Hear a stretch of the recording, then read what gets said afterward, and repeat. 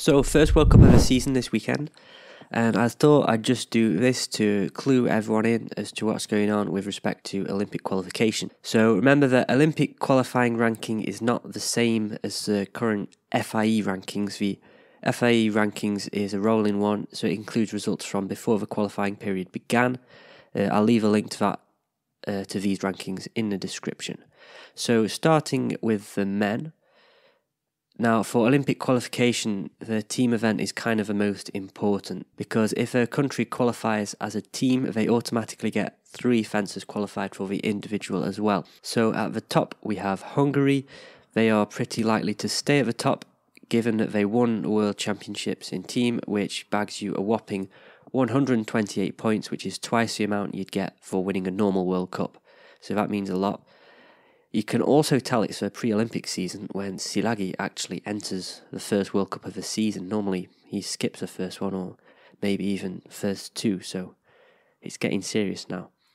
And can we also just take a moment to appreciate how Tamás Décsi is looking set to go to yet another Olympic Games, and he's currently 41 years old. He made a last 16 of the World Championships this year, and he could have been doing the veteran competitions. Respect.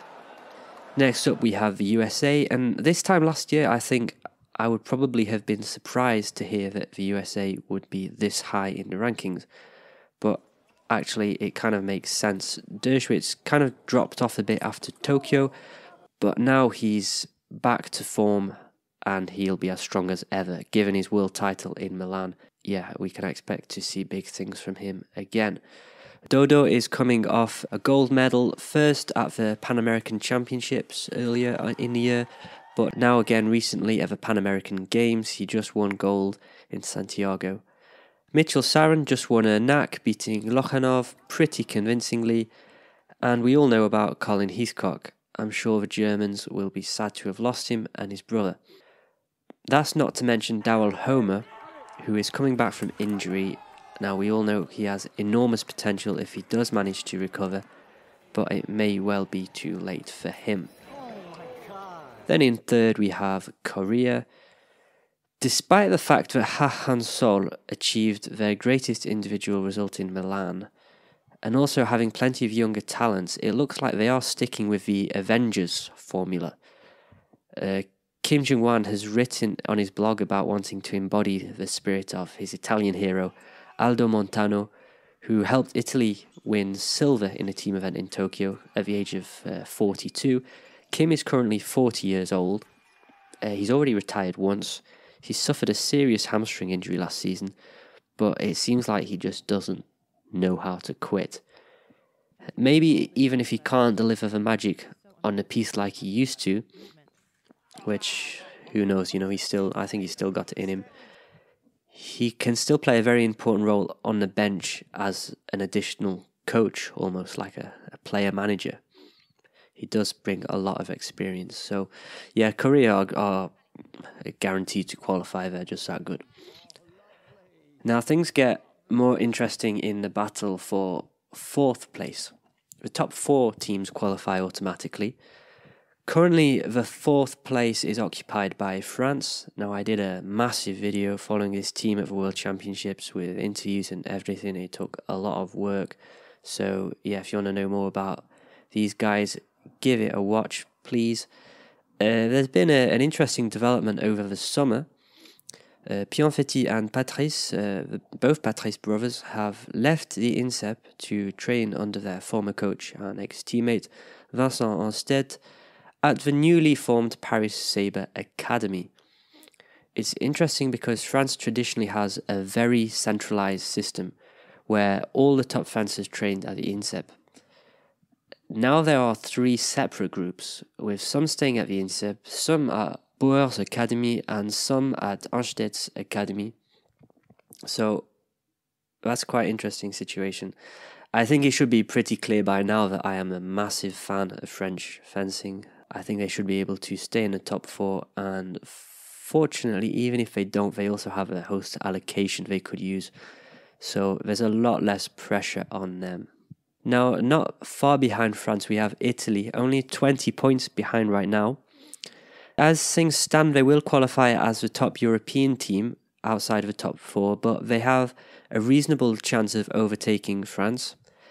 I kind of expected more of younger Italians to be on fencing on the team right now. They have plenty of exciting prospects, but Curatoli, Samele and Bere are still looking pretty strong, so it's possible that only Gallo will make it to the Olympics out of the, all those young prospects. There's only really one other contender for the European team spot right now, and that's Germany, who are 14 points behind Italy, so well within touching distance.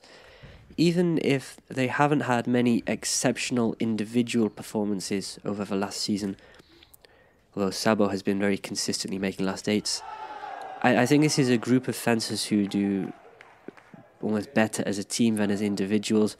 They certainly have a lot to fight for because, as it stands, no Germans will qualify for the Olympics in men's sabre, which would be a pretty huge disappointment. The Asian zone is where it gets interesting. Currently, Iran are in the lead, but I still think it's a 3-horse race, with Japan only 24 points behind and China 6 points behind Japan. 24 points is a fairly difficult gap to jump over one competition, but over the course of the 5 remaining events, things could change an awful lot. Canada seem pretty certain to take the Pan American spot, and if they do, it wouldn't be undeserved. They have a very talented team. They just won the Pan American Games, so they'll be feeling confident. On their day, I think they can cause virtually any team some pretty big problems. Then the African zone is pretty safely dominated by Egypt. El Sisi made history, winning bronze at the Worlds, and they have a new coach in Vincent Onstedt. Similar to Canada, just because they are in a weaker zone, it doesn't mean they are a weak team in any way. I think they could beat anyone at any given World Cup, so that's quite exciting. Now let's take a look at the individuals. So basically any country that doesn't qualify a team can qualify individuals. The European zone get 2, Asian zone get 2, but then only the top 1 of the Pan American and Africa respectively get a place because they are weaker zones.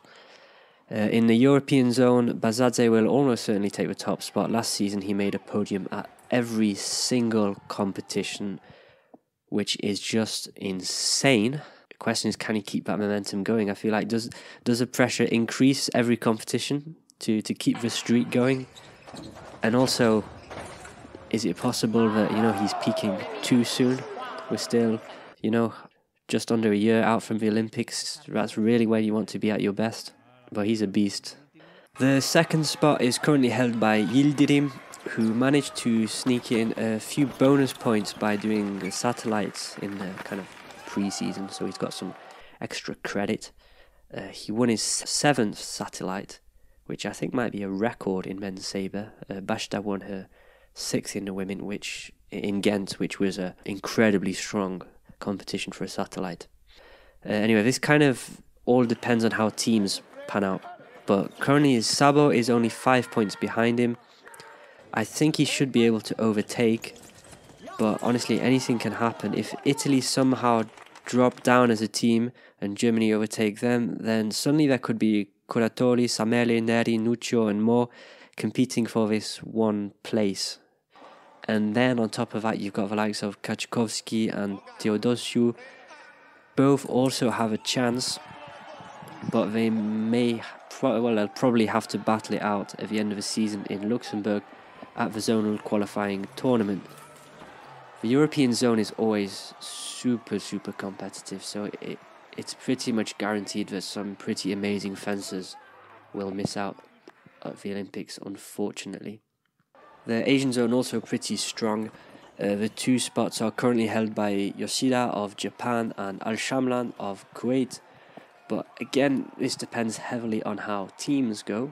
I think a big one to watch is Aaron Ho of Hong Kong, who is just over 5 points behind Al-Shamlan. But I think he's on a steep upwards trajectory. His fencing is just really amazing. if he made a podium this season at World Cup, that really wouldn't be a surprise to me. I think he's good enough. The African spot is currently held by Evan Giraud of Niger, who is still a junior and trains in Orléans. He's in a pretty good position given that even if he drops in the rankings, he would go into the zonal tournament as a very strong favourite. So I think he actually has one of the highest chances of qualifying for Paris, and you'd kind of hope that this lack of pressure allows him to fence fairly freely. He's still very young as well. Not far behind are the two Ferjani brothers of Tunisia. Now, unless they manage to qualify as a team, which at this point looks very unlikely, only one of these will be able to make it to Paris. Given it, if a country doesn't qualify a team, they can only qualify one fencer per event. So there's possibly a lot of room for tension between these two. And then finally, in the Pan American zone, as things stand, it's a tight battle once again between Quintero of Venezuela and Di Tella of Argentina. For qualifying for Tokyo, Quintero beat Di Tella by 1 point at the zonal qualifier, 15-14.